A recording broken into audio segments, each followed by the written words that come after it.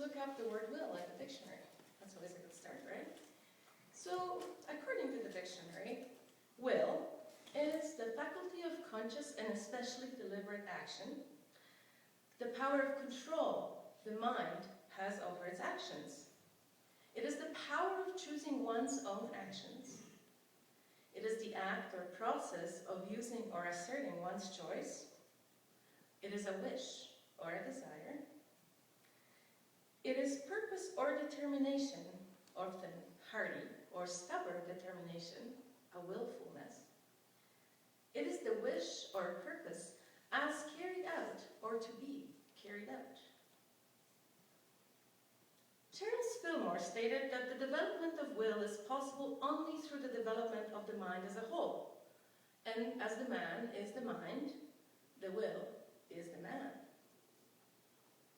Now, it is common to think that willpower is very much steeped in reality.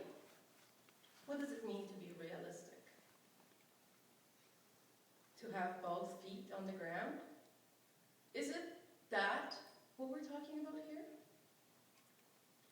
Sometimes, being realistic is a term pessimists use to keep themselves down. Down, on the ground, no elevation. But as much as grounding is an important tool, I think that striving for balance is also just as important. In contrast to grounding, building castles in the sky may be considered foolish. Is it though? Taking a look back at the history of humanity, we can see a great striving for better life, a strong focus on the physical, on the things that could be understood by using physical calculations. The things not understood used to be in the realms of gods, and people had no business being godlike. Humanity had been so worried about reality that they forgot they are spiritual beings having a physical experience, not the other way around. We live in an outcome-oriented society. We work hard for what we imagine is a probable achievement. Often, it is what others imagine for us. It's realistic and attainable. But how much personal strength can go into a thing that didn't come from within us, but from expectations that others have of us? Recently, I was listening to a podcast by Mary Manon Morrissey. And in this podcast, she tells this wonderful story about two fishermen. On the river shore, there were two fishermen, a young fisherman and an old one. And as the day wore on, the young fisherman kept watching the older one and noticed that he was doing something strange. Every time he would pull up a fish, he would put it down on the ground against this broken off ruler that he had. And if the fish was bigger than the ruler, he would throw it back. So the young man started wondering, well, what is it about the bigger fish? Do they get bony or something? Finally, he couldn't hold it anymore. He went out to the old fisherman and he said, buddy, I couldn't help but notice that every time you pull out a fish, you put it up against this old ruler and you throw out the bigger ones. What is it? Do they get bony or something? The old fisherman said, buddy, do you see that broken off ruler I got there? Do you see that there? That ruler was broken off exactly the size of my frying pan.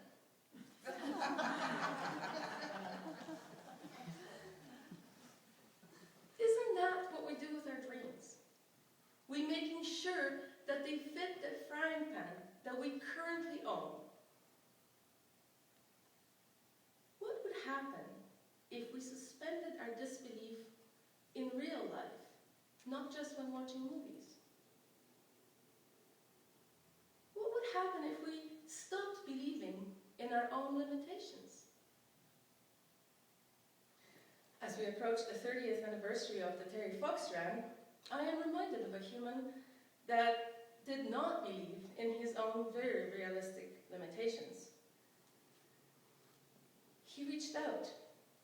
He refused to listen to reason. to the people that wanted him to be realistic about his abilities. Now today, that man lives on, years after leaving our plane of existence. His visit is remembered with reverence. His feat is continually inspiring countless others to reach for the stars and attempt that what is impossible. What would happen if we suspended our disbelief and allowed the impossible to enter our realm of reality? Now, a practice I developed in my life is that if something seems truly impossible for me to achieve, I sit on the fence about it. I don't stay in reality down on the ground. I'm just above the ground, not far to fall, but not really down. And I stay there. I make no commitment to either side. It keeps me just a touch closer to floating than to being on the ground.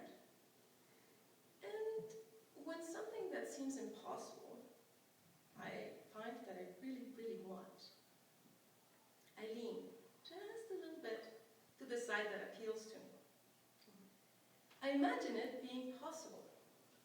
I really get into that fantasy. I build the castle in the sky.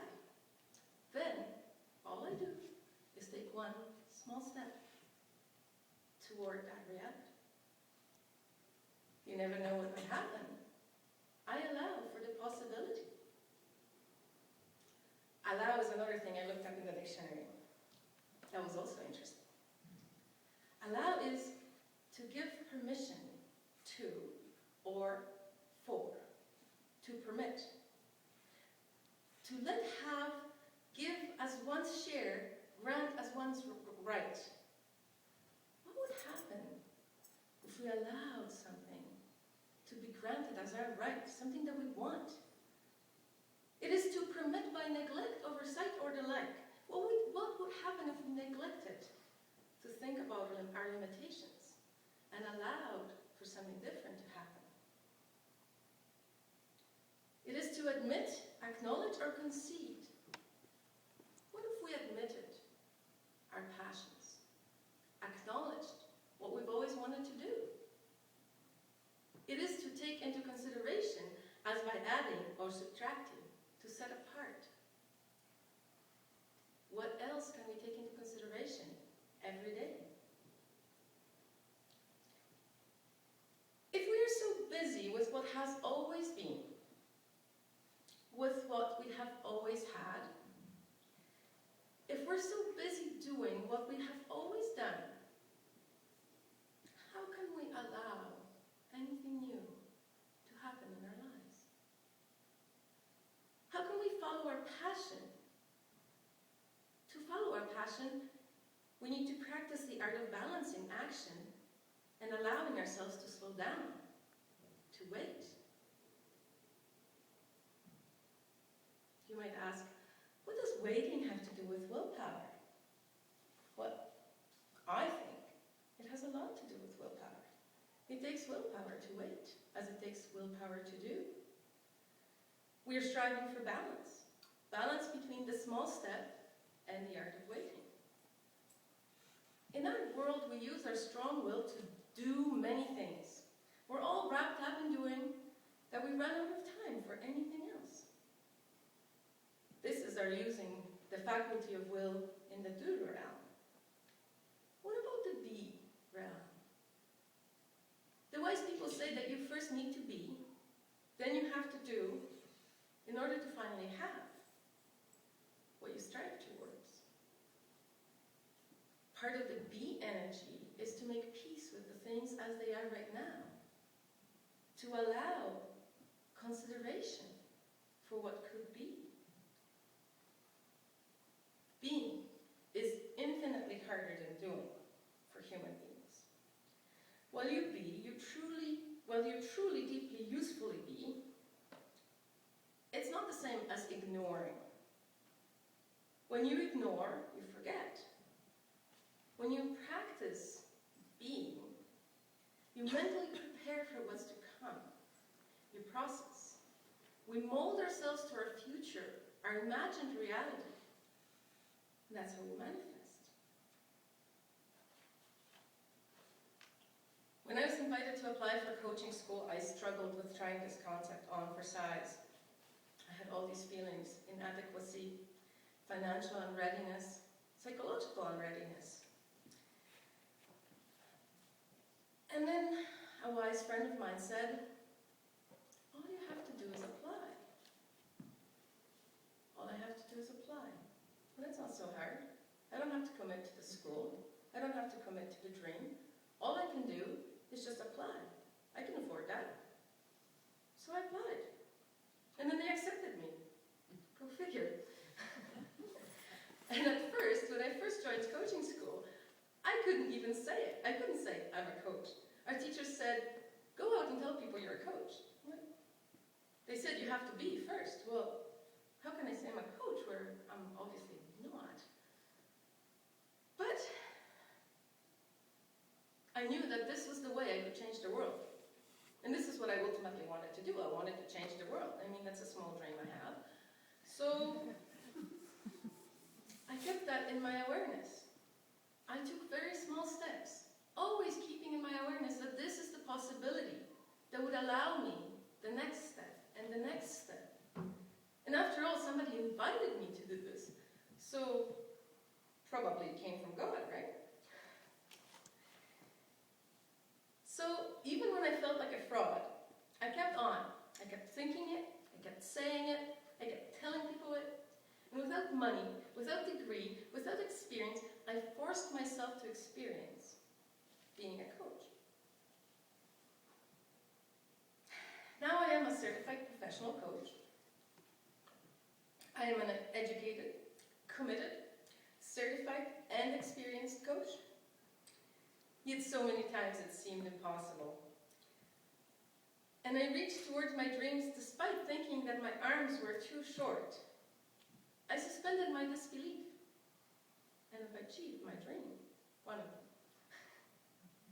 So now I have a story to tell you guys. I don't know how much you know about the geography of Poland, but I'm from Poland, so this is a Polish legend. Through Poland, from the very south to the very north, to the Baltic Sea, flows a great big river. It starts small, but it gets bigger. And about halfway down this river, thousands of years ago, probably more than 3,000 years ago, there were two little villages, each one on the opposite shore of the river. And these villages had a feud going on. Since the oldest people could remember, they were not friends. These villages, the people in these two villages, even though they could see each other across the river, they wouldn't even talk to each other. In these two villages, there were two young people. In one of these villages, there was a man called Bars. And in the other village was a lady named Saba.